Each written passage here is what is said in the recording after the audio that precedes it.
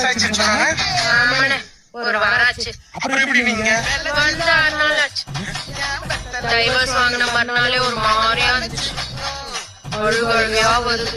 அவனை விட்டு 3 மாசம் தெரிஞ்சிருந்தாலும் ஒரு நாள் நம்ம புருஷன் வந்துருவான்னு ரொம்ப தெனாவட்டா இருந்தேன்.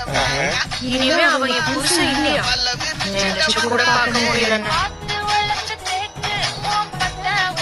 அழுதுகிட்டே போன் அடிக்கிறேன். ஒரே ரிங்ல எடுத்துட்டான்.